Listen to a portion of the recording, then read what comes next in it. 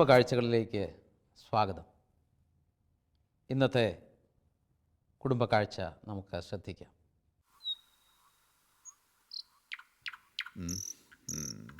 ഇവിടെ നിന്ന് എന്തെങ്കിലും കിട്ടുമോ? നമുക്ക് പോയി നോക്കാം.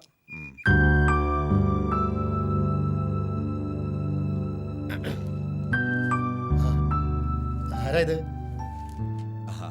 എന്നതാ കാര്യം? സാർ അറിഞ്ഞില്ലേ, നമ്മുടെ സഹകരണ ബാങ്കിലെ ക്ലർക്ക് ദേവസ്വയുടെ മൂത്ത മോക്ക് ഹൃദയവാൾവിനൊരു പ്രശ്നം. ഉടൻ ഓപ്പറേഷൻ വേണം. നല്ല തുകയാകും. ഞങ്ങള് നാട്ടുകാർ ഒരു ആക്ഷൻ കമ്മിറ്റി രൂപീകരിച്ച് കുറച്ച് പണം പിരിച്ചു കൊടുക്കാന്ന് വിചാരിച്ചു. ജോർജേട്ടന്റെ വക നല്ലൊരു സഹായം വേണം. അതിനെന്താ, എത്രയാ പിരിവ്? അത് ഓരോരുത്തരുടെ ഇഷ്ടം പോലെ. അപ്പുറത്തെ വീട്ടിലെ സോമശേഖരൻ എത്ര തന്നു കേക്കട്ടെ? ഓ, അവര് പട്ടി അഴിച്ചു വിട്ടിരിക്കുകയായിരുന്നു. പിരിവുകാരെ പേടിച്ച. എന്നാ ജോർജ് അങ്ങനെയല്ല കേട്ടോ. എന്റെ മുമ്പിൽ വരുന്നവരെ വെറും കൈയോടെ പറഞ്ഞു വിടില്ല. എടിയേ, ആ പേഴ്സിന്റെ അടുത്തടി.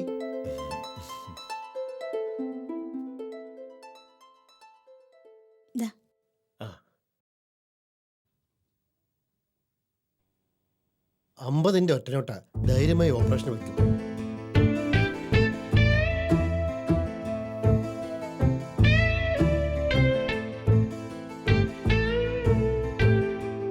അമ്പതെങ്കിൽ 50. കാശില്ലാതെ വരുമ്പോ ഇതിനൊക്കെ ഒരു വില ഇടാൻ പറ്റില്ലല്ലോ. അടയ്ക്കാ കച്ചവടക്കാരൻ തിരികെ തന്ന നോട്ട അത് ആ വഴിക്ക് പോയി.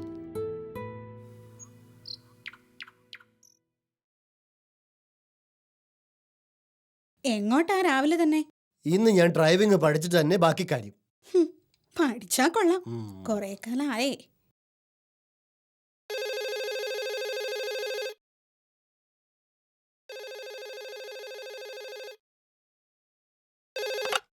ഹലോ, ജോർജേട്ടന്റെ ഭാര്യയല്ലേ? ആ ജോർജേട്ടനെ വണ്ടി ഇടിച്ചു. ആളിപ്പോ ഐസിയുല.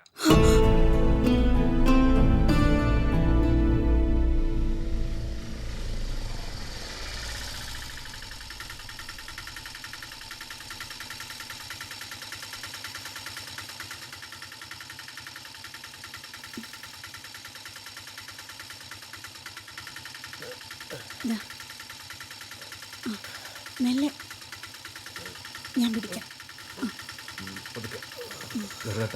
നീയോ ഏറിയിരിക്കും.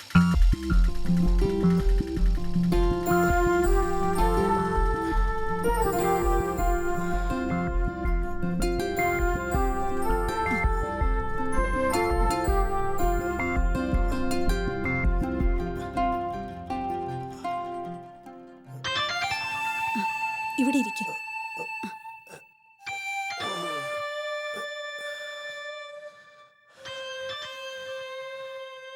നീയെങ്കിലും എന്നെ കാണാൻ വന്നല്ലോ.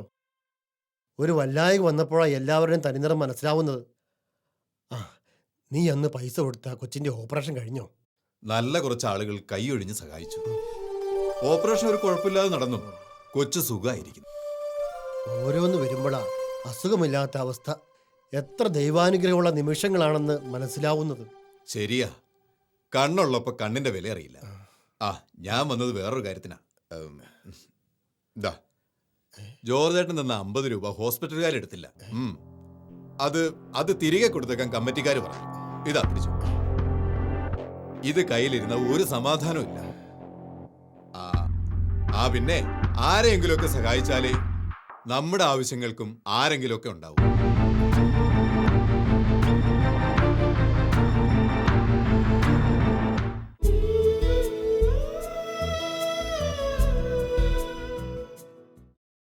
നിങ്ങളിൽ പലരും രക്തം കൊടുത്തിട്ടുള്ളവരാണ്. ഇന്ന് അങ്ങനെയുള്ള ഫോറങ്ങൾ ഇടവക കേന്ദ്രീകൃതമായി ഒത്തിരി തുടങ്ങുന്നുണ്ട്. വളരെ നല്ല കാര്യം. നിങ്ങളുടെ കൂട്ടത്തിൽ അത്തരത്തിൽ രക്തദാനം നടത്തിയിട്ടുള്ളവരുണ്ട്. ആര് നിർബന്ധിച്ചാലും രക്തം കൊടുക്കാൻ സമ്മതമില്ലാത്ത ആൾക്കാരും നിങ്ങളുടെ ഇടയിലുണ്ട്. എത്ര നിർബന്ധിച്ചിട്ടും ഞാൻ ആർക്കും ബ്ലഡ് കൊടുക്കുകയില്ല എന്ന് ചിന്തിക്കുന്ന ആളിൻ്റെ മനസ്സിലെ ചിന്ത എന്താ?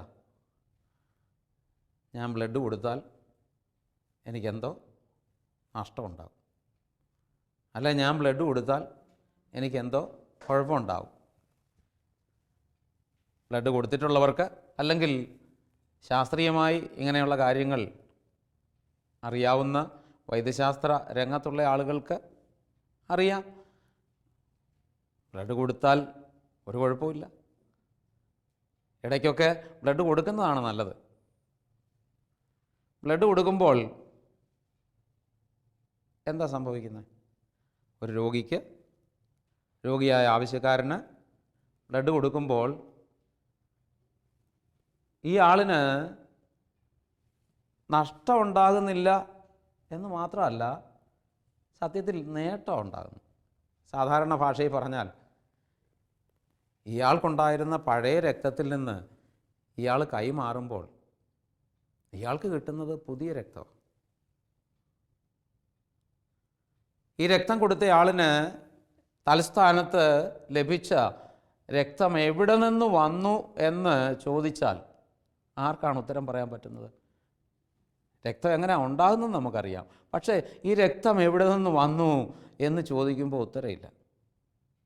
ഞാൻ ഈ ഒരു കാര്യം പറഞ്ഞത് കാരുണ്യവർഷത്തോട് അനുബന്ധിച്ച് പരിശുദ്ധ മാർപ്പാപ്പ ഫ്രാൻസിസ് മാർപ്പാപ്പ പങ്കുവയ്ക്കൽ നടത്തണം എന്നത് പറഞ്ഞത് ഊന്നി പറയാണ്.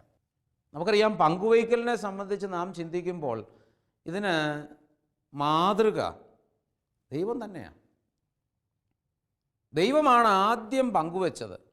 ഉൽപ്പത്തി പുസ്തകം 1-ാം അധ്യായം നമ്മൾ വായിക്കുമ്പോൾ നമ്മൾ കാണുന്ന അതാ, ദൈവം മനുഷ്യനെ സൃഷ്ടിക്കുന്നതായി വചനം പഠിപ്പിക്കുന്നുണ്ട്.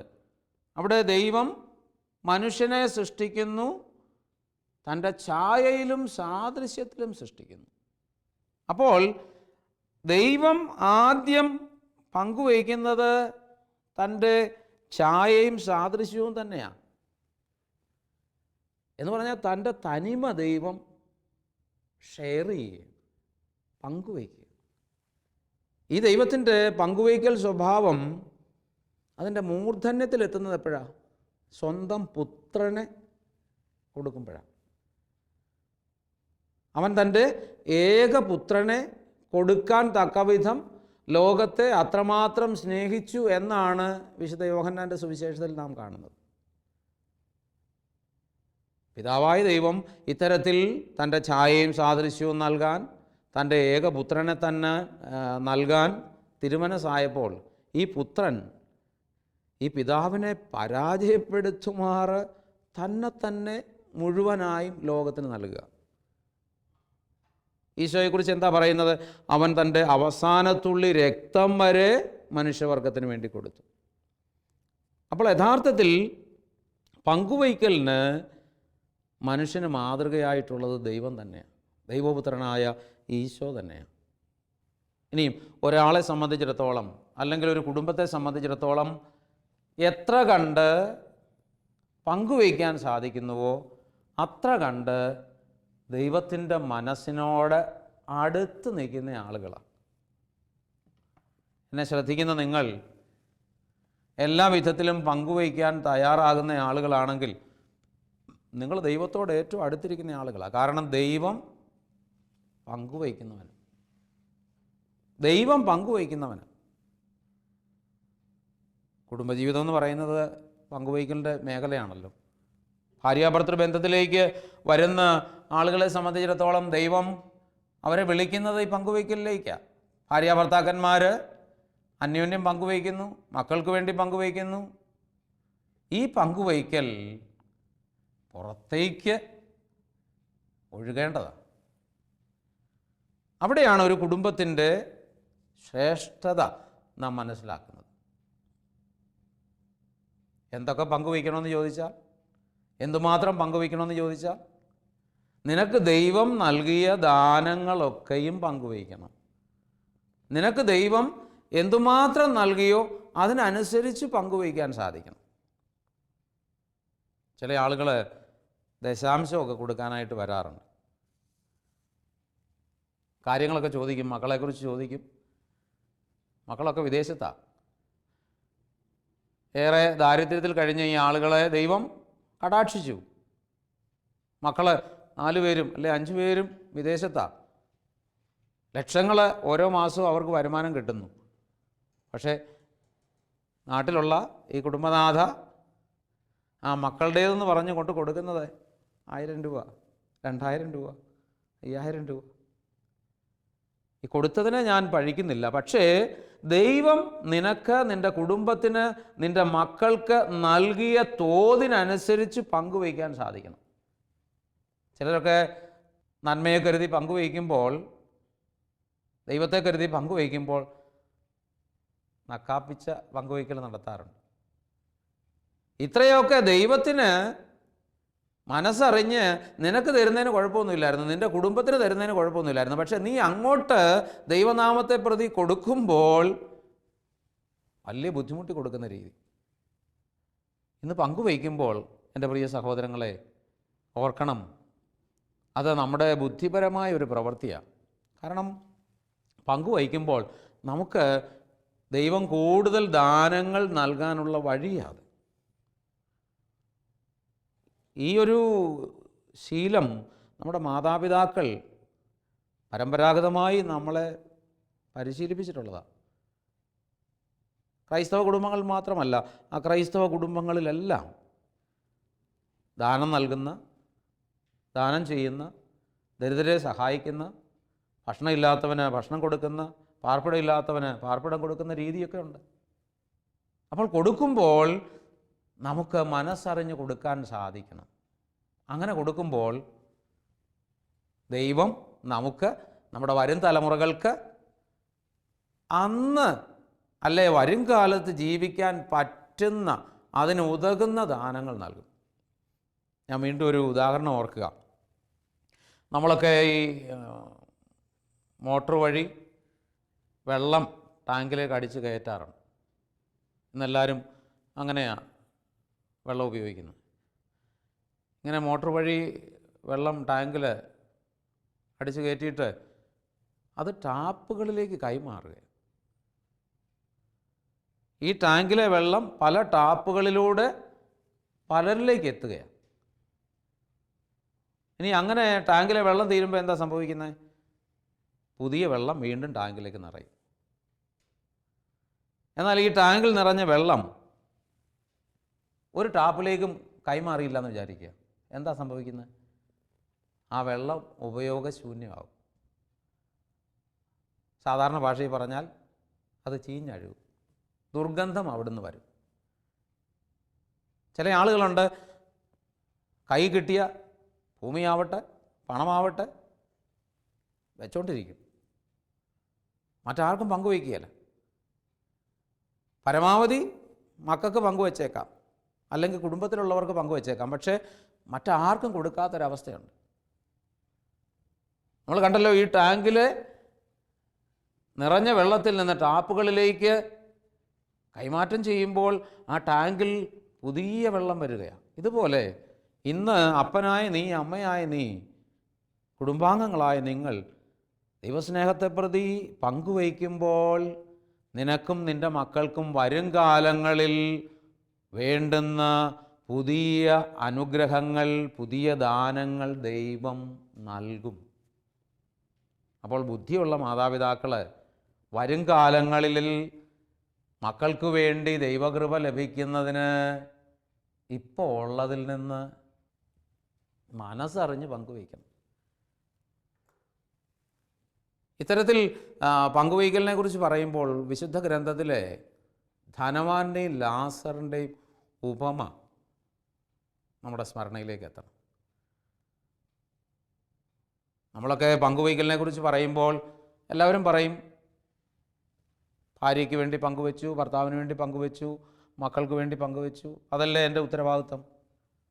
പക്ഷേ ഒരു ക്രൈസ്തവനെ സംബന്ധിച്ചിടത്തോളം ഈ പങ്കുവയ്ക്കൽ കുടുംബത്തിനപ്പുറത്തേക്ക് ചെന്നാലേ ദൈവം പങ്കുവയ്ക്കുന്ന രക്ഷ അവന് സ്വീകരിക്കാൻ പറ്റുകയുള്ളൂ. അതിന് നല്ല ഉദാഹരണമാണ് ധനവാന്റെയും ലാസറിൻ്റെ ഉപമ. സാധാരണ നമുക്കൊക്കെ കുടുംബസ്നേഹം എന്നുവരെയുണ്ട്. നമുക്കൊക്കെ കുടുംബസ്നേഹം മരണം വരെ. പക്ഷേ ഈ ധനവാനായ മനുഷ്യന് മരിച്ചിട്ടും കുടുംബസ്നേഹം തീർന്നില്ല എന്ന് വചനം വെളിവാക്കുന്നുണ്ട്. എന്താ അത് വെളിവാക്കുന്ന വാക്ക്? ഈ ധനവാൻ പിതാവായ അബ്രഹത്തോട് അഭ്യർത്ഥിക്കുന്നൊരു കാര്യമുണ്ട്. പിതാവായ അബ്രഹമേ, എനിക്ക് 5 സഹോദരന്മാരുണ്ട്. ഇവർ തീനരകത്തിൽ വീഴാതിരിക്കാൻ ഈ ലാസറിനെ അവരുടെ പക്കലേക്കൊന്ന് അയച്ച് ഇക്കാര്യം അവരെ ഒന്ന് ധരിപ്പിക്കാം. നോക്കിക്കേ, ഈ ധനവാന് മരിച്ചിട്ടും കുടുംബസ്നേഹം തീർന്നില്ല. പക്ഷേ ഇത്രയും കുടുംബസ്നേഹം ഉണ്ടായിരുന്ന ആള് മരിച്ച ശേഷം എവിടെ? തീനരകത്തിൽ. ഇതെന്ത് പറ്റി? എന്താ ഇയാൾക്ക് പറ്റിയ വീഴ്ച? വീടിൻ്റെ വാതിൽക്കൽ കിടന്ന്, പടിവാതിൽക്കൽ കിടന്ന് ലാസറിനെ പരിഗണിച്ചില്ല. ലാസർ ആരായിരുന്നു? ഇയാളുടെ കുടുംബത്തിൽപ്പെട്ട ആളായിരുന്നു അതോ പുറത്തുള്ള ആളായിരുന്നു? ഇയാളുടെ കുടുംബത്തിന് പുറത്തുള്ള ആളായിരുന്നു. എന്താ ഇത് അർത്ഥമാക്കുന്നത്? നിന്റെ കുടുംബത്തിന് പുറത്ത് നീ കരുതാൻ, പങ്കുവയ്ക്കാൻ ദൈവം നിർത്തിയിരിക്കുന്ന കുറേ ആളുകളുണ്ട്. അവരെ പരിഗണിക്കണം. അതുകൊണ്ട് ഈ പങ്കുവയ്ക്കൽ പ്രധാനപ്പെട്ടതാണ്. ദൈവം നിനക്കായി പങ്കുവെച്ച് തരുന്ന നിത്യജീവൻ നിനക്കും നിൻ്റെ കുടുംബത്തിനും ലഭിക്കണമെന്നുണ്ടെങ്കിൽ ഇന്നലകളെ ദൈവം നൽകിയ ഇന്നലകളിൽ ദൈവം നൽകിയ ദാനങ്ങളിൽ നിന്ന് നിനക്ക് പങ്കുവയ്ക്കാൻ സാധിക്കണം. ഇതിനോട് ബന്ധപ്പെട്ട് ഒരു ഈരടി എൻ്റെ മനസ്സിലേക്ക് വരികയാണ്. പഴയ ശേഖരത്തിൽ നിന്നും പങ്കുവയ്ക്കുമ്പോൾ പുതിയ ദാനം നൽകി ദൈവം അനുഗ്രഹിക്കും. പഴയ ശേഖരത്തിൽ നിന്നും പങ്കുവയ്ക്കുമ്പോൾ പുതിയ ദാനം നൽകി ദൈവം അനുഗ്രഹിക്കും. വിധവയോധൻ കൊച്ചുകാശു നൽകിയ പോലെ ത്യാഗപൂർവം നൽകി നമുക്കുത്തമരാകാം. അതുകൊണ്ട് ദൈവത്തോടടുത്ത് നിൽക്കുന്ന ആളുകളായി തീരാൻ ദൈവത്തെ പോലെ നമ്മൾ കൈമാറുന്നവരാവണം. യഥാർത്ഥത്തിൽ ഇത്തരത്തിലുള്ള പങ്കുവയ്ക്കൽ ശീലം നമ്മുടെ കുടുംബത്തിൽ മക്കളെ അഭ്യസിപ്പിച്ചാൽ അവർ കാരണവന്മാരെ മറക്കുകയില്ല. ദൈവം സ്നേഹത്തെ പ്രതി കൈമാറാൻ നിർദ്ദേശിച്ചത് അനുഷ്ഠിക്കുന്നതിന് മക്കളെ ശീലിപ്പിച്ചാൽ അവരപ്പനെ അമ്മയും മറക്കുകയില്ല. അവർക്ക് വേണ്ടുന്നത് ചെയ്തു കൊടുക്കുക തന്നെ ചെയ്യും. തമ്പുരാൻ വചനത്തിലൂടെ പറയുന്നു, എനിക്ക് വിശന്നു, നീ ഭക്ഷിക്കാൻ തന്നു. എനിക്ക് ദാഹിച്ചു, നീ കുടിക്കാൻ തന്നു. ഞാൻ പരദേശിയായിരുന്നു, നീ എന്നെ സ്വീകരിച്ചു. ഞാൻ നഗ്നനായിരുന്നു, നീ എന്നെ ഉടുപ്പിച്ചു. ഞാൻ കാരാഗൃഹത്തിലായിരുന്നു, നീ എന്നെ സന്ദർശിച്ചു. ഉടനെ ചോദിക്കുക, കർത്താവേ, ഇങ്ങനെയൊക്കെ ഞാൻ ചെയ്തതെപ്പോൾ? അവിടുന്ന് കൃത്യമായി ഉത്തരം പറയുകയാ, ഈ എളിയവനിൽ ഒരുവന് നീ ചെയ്തപ്പോൾ എനിക്ക് തന്നെയാണ് ചെയ്തത്. അതുകൊണ്ട് ദൈവം തൻ്റെ കൃപകളെ, തൻ്റെ കരുണയെ പിടിച്ചു വച്ചില്ല. എൻ്റെ പ്രിയ സഹോദരങ്ങളെ, നമുക്കായി വിട്ടു തന്നു. അങ്ങനെ ദൈവത്തിൻ്റെ കരുണയെ, ദൈവത്തിൻ്റെ കൃപയെ സ്വീകരിച്ച എത്രയോ ആളുകളുണ്ട് പ്രേക്ഷകരിൽ. പങ്കുവയ്ക്കുമ്പോൾ വീണ്ടും നമുക്ക് ലഭിക്കുകയാണ്. നമുക്ക് ലഭിച്ച ദാനങ്ങളുടെ നിറവിൽ നിന്ന് നാം കൊടുക്കുമ്പോൾ മാത്രമേ പുതിയ ദാനങ്ങളെ സ്വീകരിക്കാനുള്ള സാധ്യതയുള്ളൂ. അതുകൊണ്ട് അത്തരത്തിൽ നമുക്കായിരിക്കാം. ദൈവം നമുക്കായി തൻ്റെ പുത്രനെ നൽകിയതിനെ ഓർത്ത്, തൻ്റെ ഛായയും സാദൃശ്യവും തൻ്റെ തനിമ തന്നെ നമുക്ക് വിട്ടു നൽകിയതിനെ ഓർത്ത് നമുക്ക് അവിടത്തേക്ക് ആരാധന സമർപ്പിക്കാം. ദൈവത്തിന് ഉത്തമരായ മക്കളായി തീരുവാൻ, ദൈവമക്കളായി തീരാൻ ഈ പങ്കുവയ്ക്കലിൻ്റെ വലിയ ഒരു സ്വഭാവം ശീലിക്കുന്നതിന് നമുക്ക് അവിടുത്തെ കൃപ ആത്മാർത്ഥമായി പ്രാർത്ഥിക്കുന്നതിന് ശ്രദ്ധിക്കാം. ഇത്തരത്തിൽ ദൈവം നൽകിയ അനുഗ്രഹങ്ങളിൽ നിന്ന് പങ്കുവയ്ക്കുന്ന എത്രയോ കുടുംബങ്ങളുണ്ട്. ഒരുപക്ഷെ ശാലോം ടെലിവിഷൻ ഓരോ എപ്പിസോഡിലും ഒരു കുടുംബത്തെ മാത്രം അവതരിപ്പിക്കുമ്പോൾ ഇതിനോട് ബന്ധപ്പെട്ട് ഒത്തിരിയേറെ കുടുംബങ്ങളെ അവതരിപ്പിക്കണമെന്ന് ഞാൻ പറയും. കാരണം അത്ര കണ്ട് ഇന്ന് സ്വീകരിച്ച ദൈവദാനങ്ങളിൽ നിന്ന്, ദൈവാനുഗ്രഹങ്ങളിൽ നിന്ന് മനസ്സറിഞ്ഞ് ദൈവസ്നേഹത്തെ പ്രതി, പരസ്നേഹത്തെ പ്രതി പങ്കുവയ്ക്കുന്ന കുടുംബങ്ങളുണ്ട്. അത്തരത്തിലുള്ള 1-2 കുടുംബങ്ങളെ നമുക്ക് പരിചയപ്പെടുന്നതിന് ശ്രദ്ധിക്കാം. അവരുടെ മഹനീയമായ മാതൃകയെ നമുക്കും നമ്മുടെ കുടുംബാംഗങ്ങൾക്കും സ്വീകരിക്കുന്നതിന് പരിശ്രമിക്കുകയും ചെയ്യാം. ദൈവത്തിൻ്റെ അനുഗ്രഹത്തിനായി ഒപ്പം പ്രാർത്ഥിക്കുകയും ചെയ്യാം.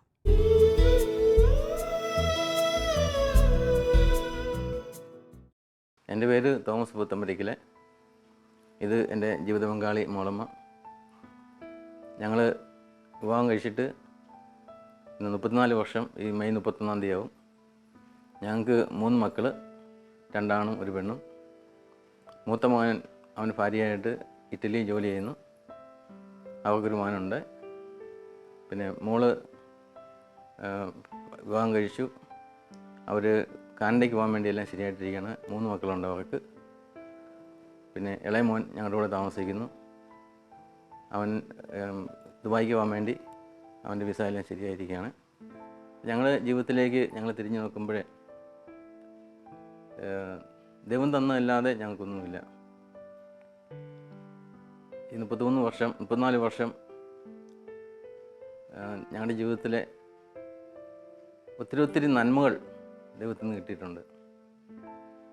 ഈശോയെ ഞങ്ങൾ ആദ്യമായിട്ട് ധ്യാനം കൂടുന്നത് 91 ജനുവരി 23 തീയതിയാണ്.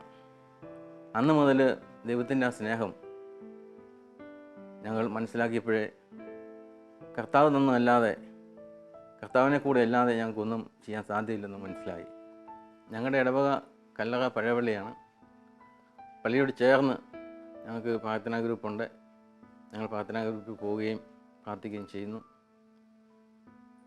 ഇന്ന് ഞങ്ങൾ അനുഭവിക്കുന്ന സന്തോഷം വളരെയേറെ ആനന്ദപ്രദമാണ്. ജീവിത പങ്കാളിയായിട്ടും മക്കളൊക്കെ ആയിട്ട് ഞങ്ങളെ വളരെയേറെ സ്നേഹത്തിൽ കഴിയുന്നു.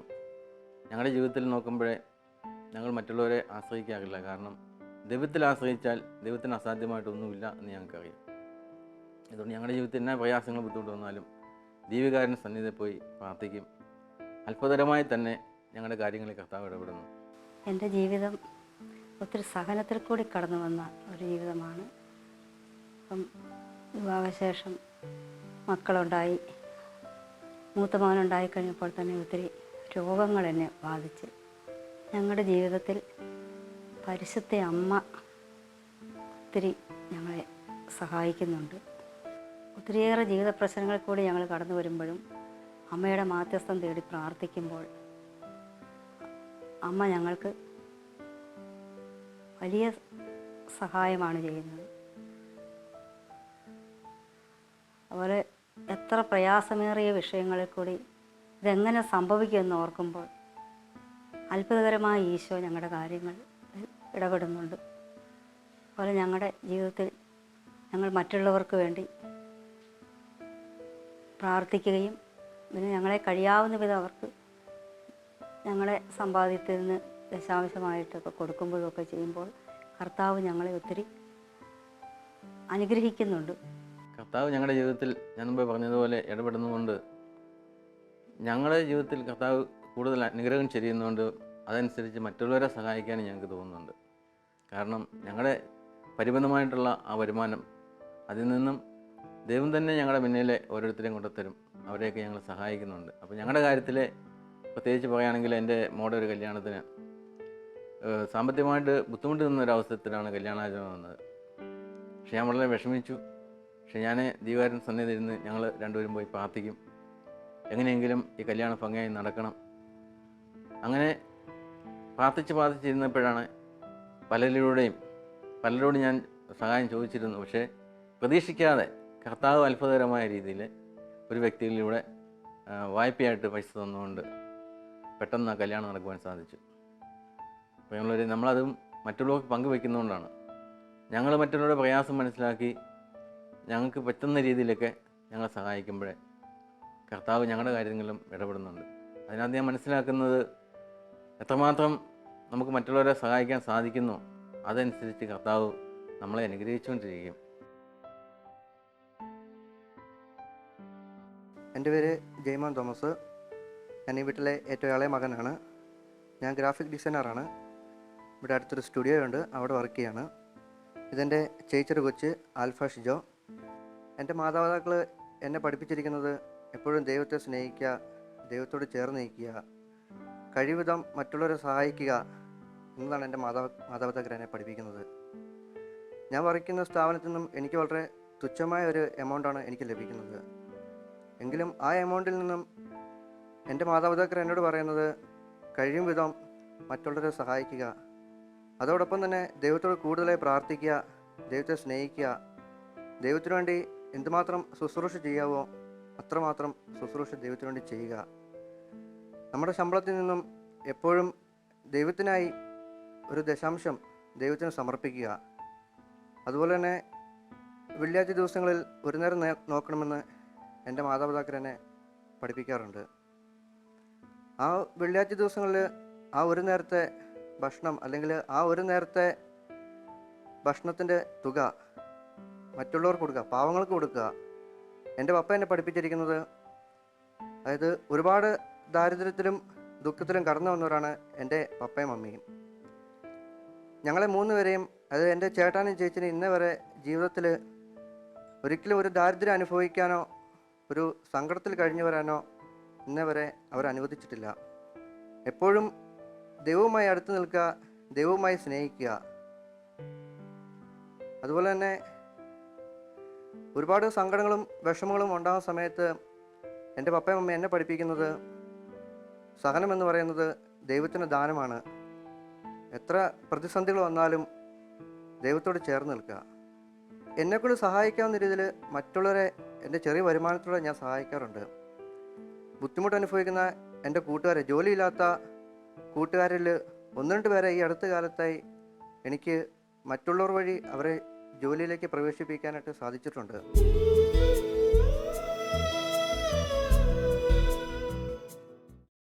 നമുക്ക് പ്രാർത്ഥിക്കാം. കർത്താവായ ഈശോയെ, അവിടുന്ന് നൽകാത്തതായി ഞങ്ങളുടെ ജീവിതത്തിൽ ഒന്നും തന്നെ ഇല്ല. എല്ലാം അവിടുത്തെ ദാനമാണ്. ഞങ്ങൾക്ക് അവിടുന്ന് നിന്ന് പുതിയ അനുഗ്രഹങ്ങളും ദാനങ്ങളും ലഭിക്കാൻ തക്ക വിധം ദൈവസ്നേഹത്തെ പ്രതി, പരസ്നേഹത്തെ പ്രതി പങ്കുവയ്ക്കാൻ ഞങ്ങളെ സഹായിക്കണമേ. കരുണയുടെ ഈ വർഷത്തിൽ മാർപ്പാപ്പയുടെ ആഹ്വാനം ചെവിക്കൊണ്ടുകൊണ്ട് ഞങ്ങൾക്കുള്ളതിൽ നിന്ന് കാരുണ്യ മനോഭാവത്തോടുകൂടെ പങ്കുവയ്ക്കാൻ ഇടയാവട്ടെ. കുടുംബം പങ്കുവയ്ക്കലിൻ്റെ വേദിയായി തീരാൻ സഭ പഠിപ്പിക്കുമ്പോൾ കുടുംബത്തിനുള്ളിൽ മാത്രമല്ല, കുടുംബത്തിന് പുറത്തേക്കും ഈ പങ്കുവയ്ക്കൽ നടത്താൻ ഞങ്ങളെ ഓരോരുത്തരെയും അനുഗ്രഹിക്കണമേ. പങ്കുവയ്ക്കൽ വഴി നല്ല മാതൃകകൾ നൽകുന്ന അനേകം കുടുംബങ്ങളെ മാതൃകയാക്കാൻ ഞങ്ങളെ ഓരോരുത്തരെയും അവിടുന്ന് സഹായിക്കണമേ. ഛായയും സാദൃശ്യവും പങ്കുവച്ച് പുത്രനെ മുഴുവനായും നൽകി ഞങ്ങൾക്ക് നല്ല മാതൃക നൽകിയ ദൈവമേ, അവിടുത്തെ മുൻപിൽ ഞങ്ങൾ ശിരസ് നമിക്കുന്നു. അവിടുത്തെ കൃപയും അനുഗ്രഹവും എല്ലാ കുടുംബങ്ങളുടെ മേലും ചൊരിയുമാറാകണമേ. ആമേൻ.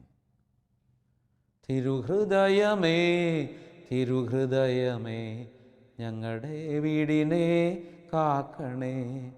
തിരുഹൃദയത്തിൽ, തവ ഹൃദയത്തിൽ ഒരു പുണ്യസൂനമായി ചേർക്കണേ. ഈശോ മിശിഹായ്ക്ക് സ്തുതിയായിരിക്കട്ടെ.